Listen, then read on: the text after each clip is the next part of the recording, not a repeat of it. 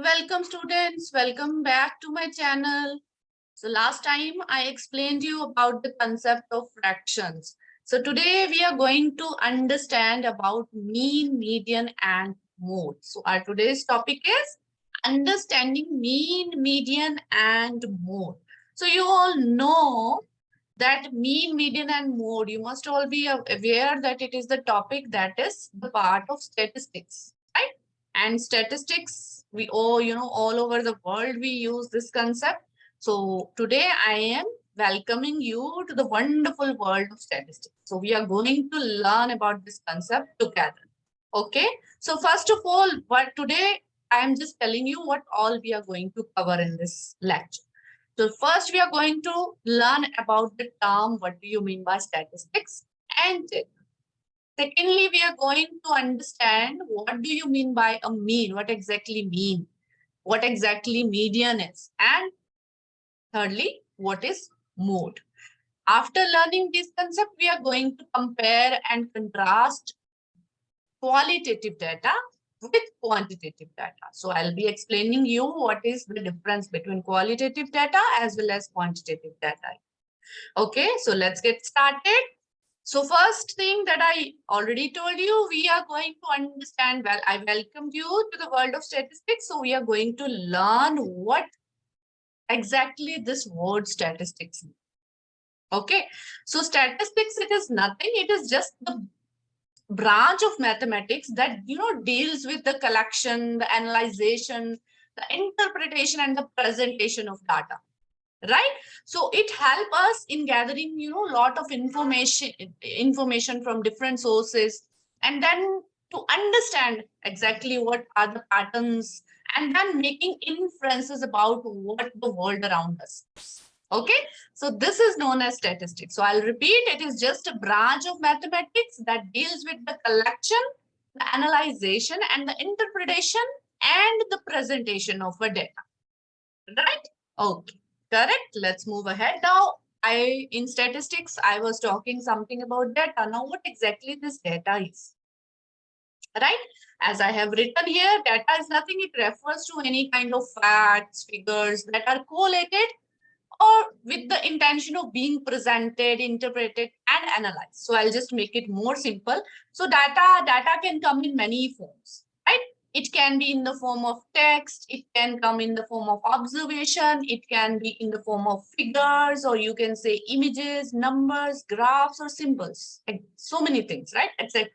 So I'll just give you one example. For example, data might include individual prices of any particular product we are buying from the market, the individual weight of that particular product, or it can be address, it can be your house address, it can be your office address, or we can say data can be the age of a person, right? It can be the name of a person, so names are different. So it can be the temperatures of different cities, different countries, it can be dates, distances, and so many things, right, etc.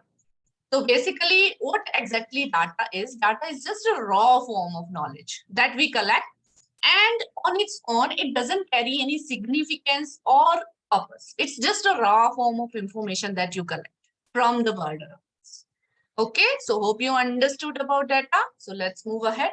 Now, I was telling you about qualitative and quantitative. So now qualitative and quantitative data. So now what qualitative data represents? Here, as I have showed you, so qualitative data is the data that just describes the characteristics or qualities of anything. So, or we can say qualitative data is just a descriptive and conceptual findings that we have collected through questionnaires, or through interviews, or through observations, right?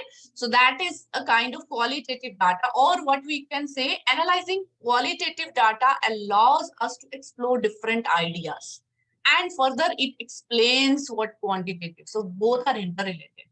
So basically we can say qualitative data is just usually deals with your language, right? So I can give you example. For example, dairy accounts. So dairy accounts are collected as a part of dairy studies, right? Documents that can be, we can say that is the qualitative. Case studies, photographs, right? Audio recordings, video recordings, and so on. So these all are the examples of the qualitative data that describes the qualities of particular thing. Now, next is the quantitative data. So here, quantitative data is the data that is quantified or measured. So quantified or measured, we can say that quantitative data, in other words, if I'll explain what is quantitative data, that can be counted. That can be quantified means we can count it or we can measure it any kind of numerical value, right? So there are two main types of quantitative data. So first is discrete data and other is continuous data. So there are two further subtypes of quantitative data, which is discrete data or quantitative data. So now if I'll talk about examples of quantitative data. So for example, height we can measure in feet, in inches, in centimeters, right? For example, age we can measure in years, or we can measure weight in pounds, grams, kilograms, etc. So these all, it means, data we are able to quantify. We are able to count, right? Whether it is in grams, kilograms, or it is in meters, centimeters, etc. So quantitative data usually deals with numbers, right? It deals with numbers. Now let's go ahead. Now, what do you mean by statistical analysis, right? So it is just a specific method for analyzing quantitative research data, whatever quantitative data we have. So it is a method that we use to analyze that data, right? So how to analyze that data? Here comes the importance of mean, median, and mode. So in statistics, that is why it is important to find out mean, median, and mode, the concept that we are going to learn. Okay, now in a simple words, I'll just tell you what exactly a mean means. Mean means the average of a data set, collection of data. Median means the middle value in a set of data. So whatever the middle value is, keeping account the lower and the higher value, the middle value in the data set is known as median. The third one concept that we are going to learn, the most common number in a data set, we call it a mode. The third concept, the most common number in a data set, we call it a. And if we tell it in, tell the definition exactly, but not in single line. So what exactly mean, median, and mode? These are the measures of central tendency, and these are used to, study the various characteristics of a given set of data. So we call it mean, median, and mode, right? So here mean is also known as the average of a data set, like I told you, average, and it is how it is calculated that we are going to learn in the next part. So I'll just quickly give you a brief. We are going to calculate it by adding up the values, adding up all the values in the given data set, and then dividing it by the total number of observations. So let's see. So for example, so let's start finding out mean, median, and mode with the given example. So here you can see there are 4 boys. Example is there are 4 boys in 9th grade. Find the mean, median, and the mode of using this set of data. So boys, and the height is given to us in centimeters, 176 centimeter, 178 centimeter, 178 centimeter, and 189 centimeter. So first we are going to see how we are going to calculate mean. Just now I told you mean is also known as the average.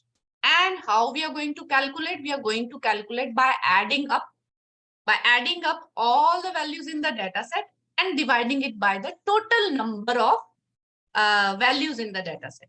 So in the previous question, we are going to add up all the heights and then divide it with the number of students that are there. So what will be the formula for finding mean? It's really very simple. Mean is equal to sum of the observations divided by total number of observations that we have in a data set. Clear? Okay.